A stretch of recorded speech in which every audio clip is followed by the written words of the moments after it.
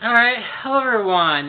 This is another evening of reviewing another episode of Friendship is Magic. But, before we begin, I do kind of want to apologize for my last review. I think I know it was probably relatively on the shorter side. I mean, here's the thing about the last episode of Honest Episode. I just couldn't make it funny. Like, the problem with the episode was that it just gave me nothing to work with, because not only have I seen this episode, but it was probably one of the most uninteresting episodes of Season 7 that it just gave me nothing to work with. So, if my last review did come off as a little bit lackluster, I do apologize, but like I said, that episode gave me nothing to work with. The good news is that tonight's episode actually gives me something to work with. And it's an episode about Celestia and Luna. And I am so looking forward to it. So let us look into a royal problem. So this episode already starts off with the right foot.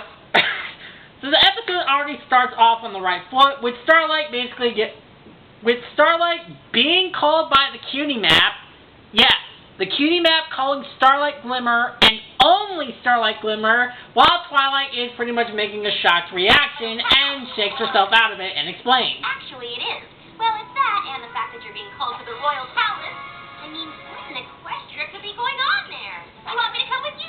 No, I shouldn't. The map's just called you for a reason, right?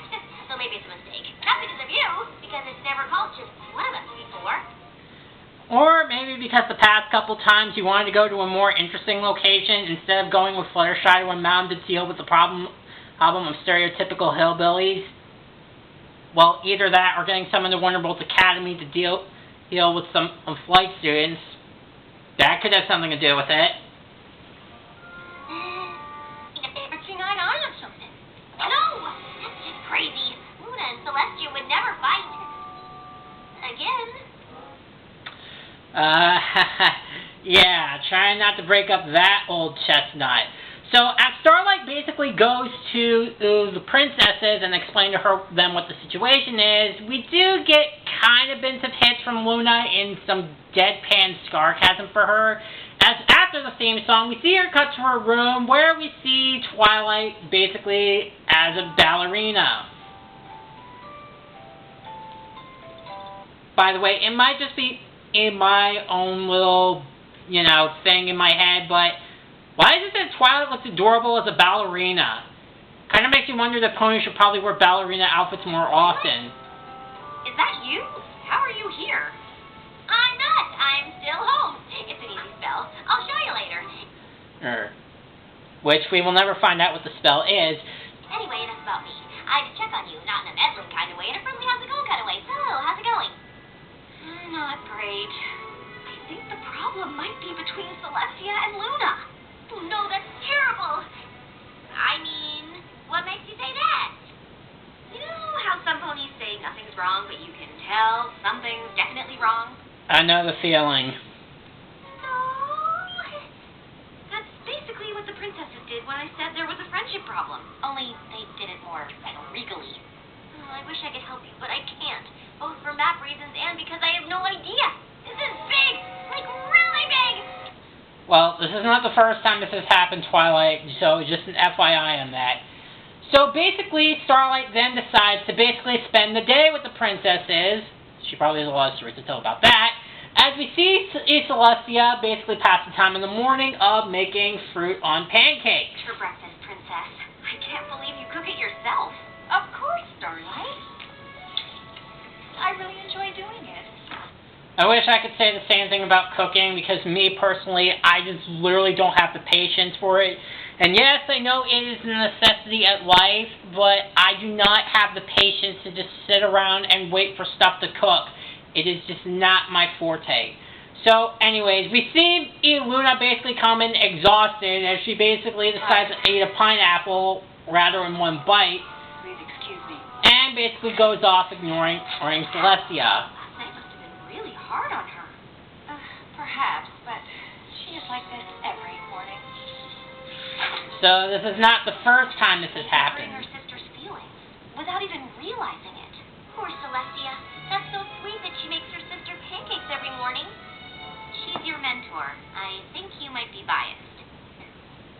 should also point out that one of the main reasons into this, I actually like that line because as I was watching Golden Fox's review, there are some fans that would make the argument that Twilight should have gone on this mission, which basically, that one line that Starlight just said kind of explains why the map didn't choose her. Because Twilight is Celestia's pupil, she would be more in line of choosing Celestia's side over Luna's, even though we have seen some bits of it, of Twilight understanding Luna a bit in, say, Luna Eclipse and Do Princesses Dream of Magic Sheep. But because Celestia is Twilight's mentor, it would seem to be more along the lines that Twilight would be more along the lines of siding with Celestia in whatever the problem is going on. Fair enough. So what are you going to do? So essentially, Starlight then decides to spend time with Luna, who basically puts up lavenders for... Every night? Lavender's calming scent is known to aid dreamers in achieving a restorative sleep. Well, unless you're taking medication in that night that makes you incredibly drowsy that you end up passing out at like 11:30 or midnight. But then that's interrupted when Celestia is talking with some delegates. But as always, my sister is too busy having fun with dignitary ponies to acknowledge anything I do. The dignitary ponies that had no idea of all the natural occurring issues that were going on. It kind of makes you wonder what the rich do in Equestria when the ends of the world is happening. 7 seasons later and we still don't know, but I'll tell you what they do. Jack and shit. And Jack left town. Without realizing it. And instead of talking about it, they're just getting colder and more distant. And they're Celestia and Luna, so it's not like you can just confront them. Actually, that's exactly what I was going to do. What? Are you crazy? I mean, you do whatever you think is best. This is your mission. You know, Starlight being able to talk to the princesses about whatever's going on is really coming up with a couple of fan fiction ideas in my head. But I'm getting ahead of myself. So while Twilight is, well, predictably trying to think of ways of how not to go against it, Starlight basically waits the next morning, and as we see... I think I gotta admit, Luna just eating a banana and then just saying hey in the morning, that is just absolute mood. But essentially, Starlight then basically comes out and gets the princesses to express their issues of what's been happening, and they then start to express themselves. And it does not bode well. Sorry, I never noticed that you make fruit faces on pancakes. But nights are long for me. You might be a morning pony, but I am half asleep. You think I don't get tired? I'm exhausted. Oh, I apologize for not noticing flowers in a wall sconce. But by the time I get to retire for the night, I can barely see straight. Even so, I still make an effort to smile. No. Basically, the blessings and curse of working an 8-hour job from 9 in the morning to 5 in the afternoon. Which is what some people don't seem to understand when I talk to them, because I am literally exhausted by 5 p.m. because I no longer have the benefit of taking afternoon naps unless I am taking vacation off or it is the weekend, which it is neither. Like smiling is so hard. I'm sure that's not what Princess Luna meant to say. Is that what exhausts you? Smiling and being adored by every pony? And you have it so much worse, do you? You spend your evenings flitting around giving ponies lovely dreams. Oh, it sounds just awful. I gotta admit, it might be just me, but I find the princesses to be a lot more three-dimensional characters and funny when they argue with each other. Okay, I feel like we should step back, take a deep breath. Don't presume to know what it is like to govern the dream realm. And okay, that was bad timing on my part, but I think basically Luna just shoving them to the side is kind of like that clip in Black Lagoon I just played where they're just like, stay the fuck out! And eventually, Starlight gets overwhelmed and ends up switching the princess's cutie marks. But, unlike in every little thing she does, it actually makes more sense here because, number one, she was trying to prevent the princesses from fighting with one another again, number one, And number two, it was about to get out of hand, and it was rather quick. So it is a lot more forgiving here than it was in every little thing she does. My apologies, Your Majesties, but I can't, even if I wanted to. This spell lasts 24 hours. It may have been extreme, but I think it's still a good idea. Your sister knows how hard it is to be you. So this is your chance to prove it. So can somebody explain to me again why people to this day still think that Starlight is still a bad character when she brings in legit arguments like this? And even more so, from what I heard, a lot of the complaints of Starlight basically using magic, which, yes, this does bring kind of a bit of a plot hole, is that if Starlight is strong enough to switch the princess's cutie marks like that, how exactly strong is her magic? But a lot of the arguments that I hear from people is that she tends to use magic as a last resort, and a lot of it has been used, examples from what I hear, is episodes in Season 8. And we are not even at that season yet because, number one, there's really no American DVDs for Season 8, and by extension Season 9 for some stupid reason, number one. And number two, we're not even at those episodes yet to see if that argument even holds water. So, of course, the princesses actually like the idea. But, of course, the princesses actually do take up on Starlight's offer, as basically Luna wants to basically thinks that maybe it's a good idea for to take over Celestia duties for the day, and Celestia do for Luna's duties. So, when Starlight goes to tell Twilight what happened, she takes it well. You switched their cutie marks? The actual princess's cutie marks? I like how Starlight just basically sat there while all this was happening. She was like, "Yes, I know it was a mistake. It was the best thing I could do. Please shut up." That's kind of what... I'm good. He's not the only one. And I think this might be the last time we may see Twilight until the end of the episode. So Luna basically tells all the staff in the castle that her and Celestia have switched duties, as we get to see Luna's perspective of Celestia in the Day of the Life of Celestia. And you have a few public appearances. Store openings, judging the Royal Rose contest, that sort of thing. Oh, I knew today would be easy, but I didn't think it would be that easy. But when Luna basically goes on to do some of Celestia's tasks, all she does is smile and wave. But we do see that it is rather difficult, as she basically tries to keep smiling as long as she possibly can. But when she basically ends up breaking her smile at a charity event... Princess Luna unhappy with student fundraiser? Okay, well... It might be just me, but why is it that this pouting face is kind of being like, "I'm not pouting, you're pouting"? Because, even Luna pouting is somehow adorable. But, of course, the newspaper stand don't see it that way, as essentially, with this frowning position, it ends up causing this school pony's field trip to get canceled because in the perception of the newspaper, Luna was not happy with the fundraiser. Of course, I should also mention that this is also the photographer's fault for only taking one photo and not having the smart idea to take 2 or 3. So, whose fault is that? But then again, Luna should have at least told the pony that, "Hey, listen, my teeth are killing me. Maybe you can kind of wait until I can get my smile back in order." She could have said that. But those are just nitpicks. But I wasn't unhappy.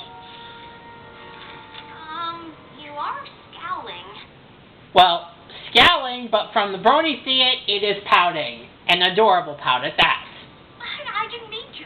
I've been smiling all day. My cheeks hurt. I saw it for 1 second, and that's when he took the picture. And to Luna's credit, while it is good to smile as best as you can, and realistically, smiling does hurt your cheeks, and it hurts your mouth really badly. But it basically gives kind of the perception of, especially when you work at any kind of job, is just putting on a brave face and just basically put on a smile, even though there are some days where you have a lot of issues where you want to express how you really feel. You can't, because you have to basically put on this face, this smile, no matter how bad the day gets, to keep a professional look, because if you express your real emotions to basically a customer, this is especially in customer service, if you give issues with basically customers that give you a hard time, it could end up escalating the situation, or worse, you could get fired. Yes, smiling all day isn't as easy as you thought. It says here that because of me, the school didn't raise enough funds to go on their field trip. I didn't mean for that to happen. Alright, so then, and basically, she then tries to talk to some ponies with some issues about some Timberwolves, and we get this pretty funny scene. Hello! Great news! There are no Timberwolves! Definitely Timberwolves! God, that is hilarious. So later that day, Luna can't really think about her problems because she's still thinking about what happened with the school ponies, and after 3 hours talking with some delegates, she is burnt out, and then Celestia comes in to take over for Luna's duties. Where's Luna? She already turned in for the night. Did she now? It seems my duties were harder than my sister expected. And the good old-fashioned karma boomerang is going to come right back and smack you right in between the eyes. As the Starlight passes out, Celestia then looks at Luna's duties. Nightmares. My list was 3 times as long. All right, every pony's asleep. Talking to yourself, Celestia? But there's nobody else to talk to. Of course, Celestia's talking to herself just makes her sound like a total dork. I can talk to ponies in their dreams. It is a very nice, interesting transition we see of Celestia using magic to then go into the dream world. And we basically get to see a variety of dreams as we, again, continue to see Celestia act like a dork as she still continues to talk to herself. I'm talking to myself again. But then she basically goes into Starlight's dream, and... But can you handle me?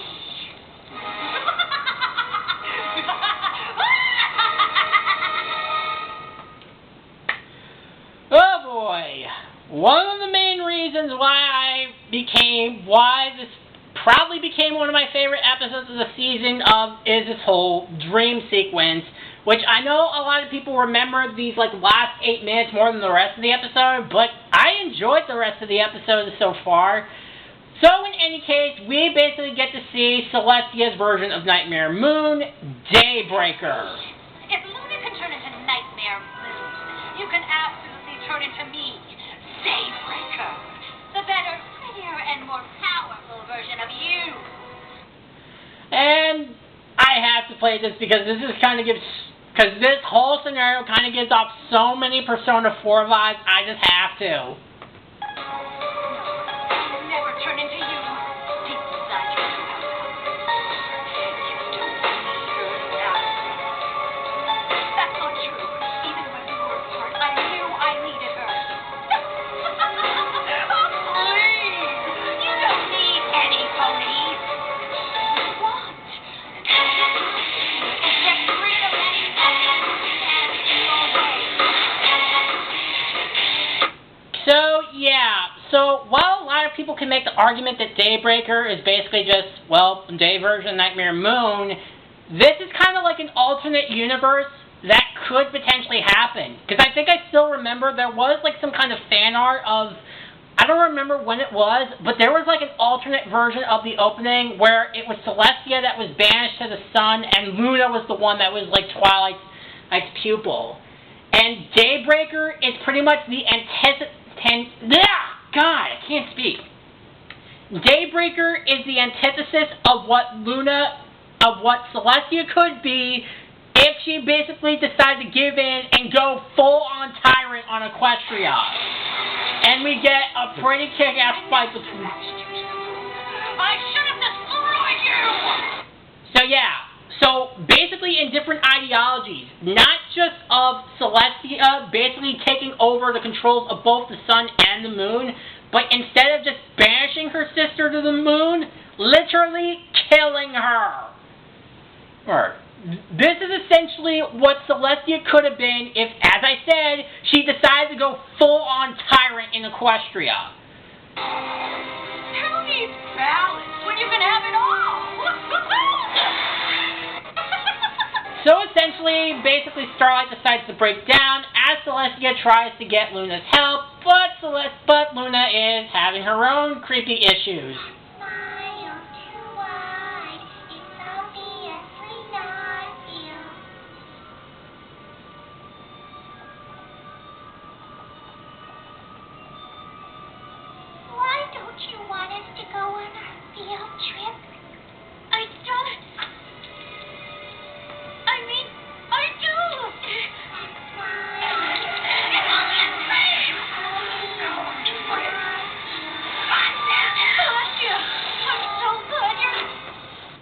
You knew I had to throw a Nightmare on Elm Street joke in there.